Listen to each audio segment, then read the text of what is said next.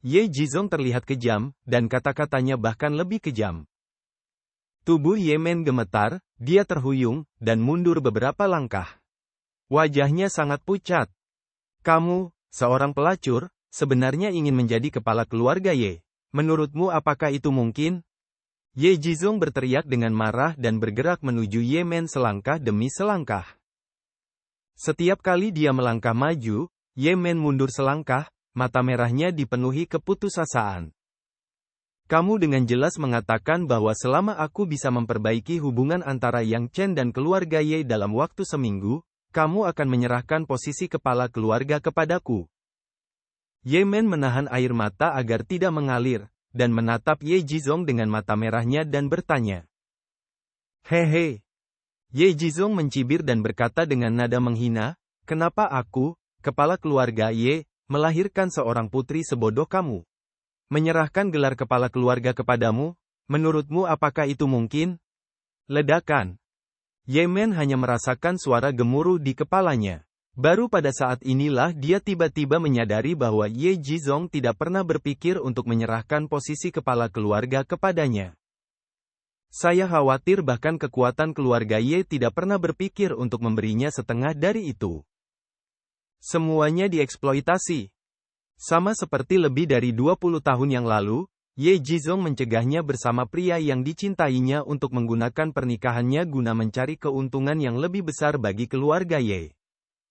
Belakangan, Ye Jizong memerintahkan pembunuhan pria yang dicintainya demi kepentingan keluarga. Dia bahkan menjebak pria yang dicintainya, menyebabkan dia membenci pria yang membayar harga dengan nyawanya selama bertahun-tahun. Bukankah semua ini karena kepentingan keluarga? Ternyata semuanya salah. Kamu bilang ingin menyerahkan posisi kepala keluarga kepadaku hanya untuk memanfaatkan hubunganku dengan Yang Chen. Termasuk apa yang kamu katakan kepada Yang Chen sebelumnya, selama dia bersedia membawa putriku untuk mengenali leluhurnya dan kembali ke klan, biarkan dia menjadi kepala keluarga Ye. Faktanya, kamu juga menipu dia. Kamu hanya ingin menggunakan kekuatan Yang Chen untuk menghasilkan keuntungan bagi keluarga Ye. Sekarang, orang-orang dari Asosiasi Seni Bela Diri ada di sini, mengancam akan membunuh Yang Chen. Anda mengira Yang Chen pasti akan mati dan tidak lagi memiliki nilai guna. Dan saya tidak memiliki nilai guna sama sekali, jadi Anda memperlakukan saya seperti ini. Ayahku sayang, benarkah? Ye Men berkata dengan sinis. Satu-satunya tanda kasih sayang untuk Ye Jizong jauh di dalam matanya benar-benar lenyap, hanya menyisakan ketidakpedulian yang tak berdasar.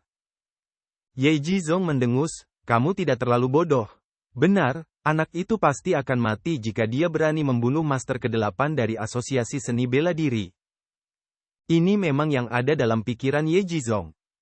Dia tahu Yang Chen sangat kuat, tetapi sebagai perbandingan, Asosiasi Seni Bela Diri lebih kuat.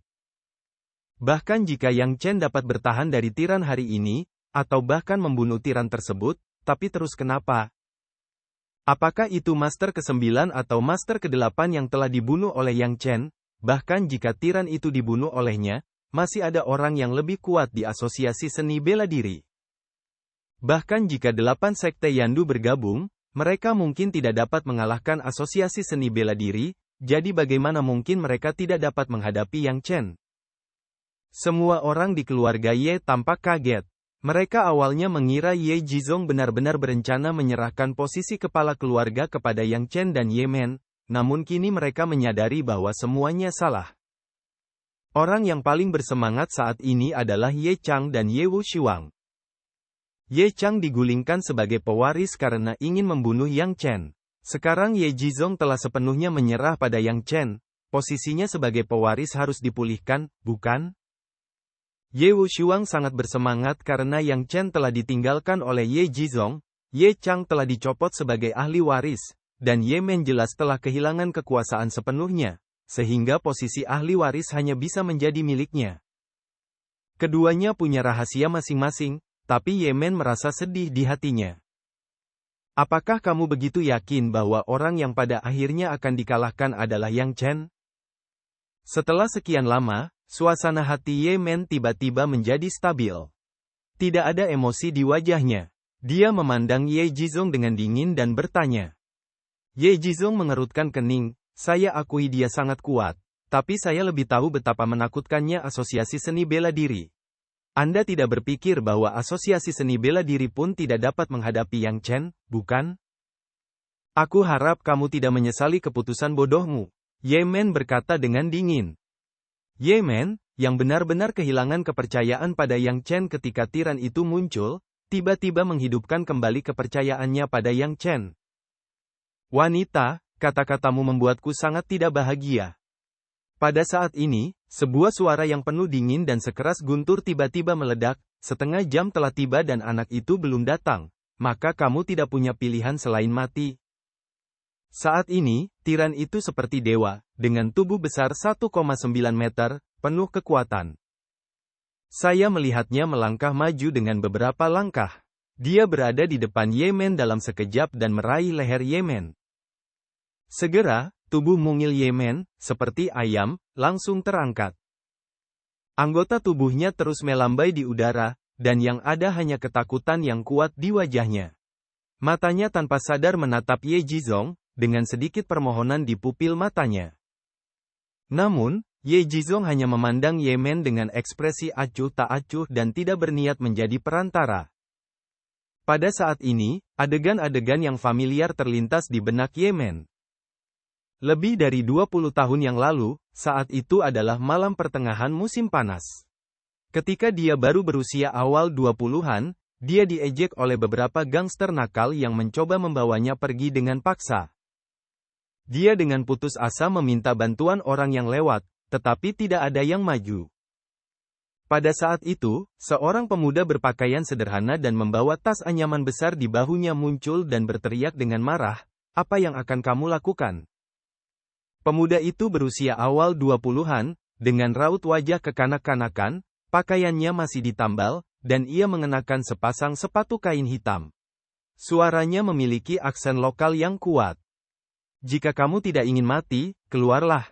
Berhentilah mencampuri urusan orang lain. Beberapa gangster berteriak dengan marah, tampak mengancam. Selamatkan aku, tolong selamatkan aku pasti akan membalas budimu. Ye Men memohon dengan keras. Terlihat jelas keraguan di mata pemuda itu. Dengan penampilannya, dia jelas baru mengenal kota besar ini. Namun, setelah menyaksikan sendiri sindiran beberapa gangster, ia akhirnya memutuskan untuk turun tangan dalam masalah ini karena sifatnya yang sederhana. Biarkan dia pergi. Pemuda itu menjatuhkan barang bawaannya dan berjalan menuju Ye Men. Jelas ada sedikit ketakutan di matanya. Dari mana datangnya orang udik dan berani ikut campur dalam urusanku? Biarkan aku menidurinya. Gangster terkemuka itu berteriak dengan marah, dan ketiga atau empat gangster itu bergegas maju. Pemuda itu langsung terjatuh ke tanah, wajahnya berlumuran darah.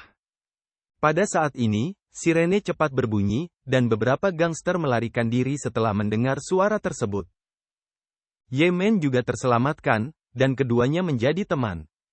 Belakangan, keduanya secara bertahap berkenalan satu sama lain, dan seiring berjalannya waktu, anak laki-laki dan perempuan diam-diam memiliki perasaan satu sama lain, dan perasaan mereka tidak terkendali. Hingga kemudian, Ye Men hamil dan kawin lari dengan pemuda tersebut. Belakangan, pemuda itu mengetahui identitas Ye Men, dan untuk memberi Ye Men kehidupan yang bahagia, dia berinisiatif mengunjungi Ye Jizong dan mencoba mendapatkan berkah. Tapi dia tidak pernah berpikir bahwa sekali dia pergi, dia tidak akan pernah kembali.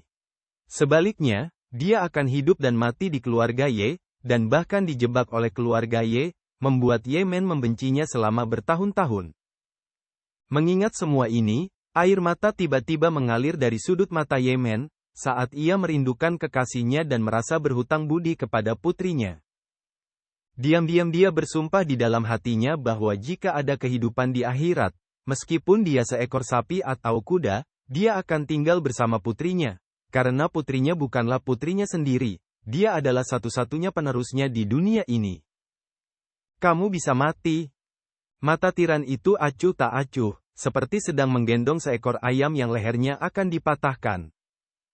Jika dia meninggal, seluruh asosiasi seni bela diri akan menguburkannya dengan novel TX www.txtxs.info.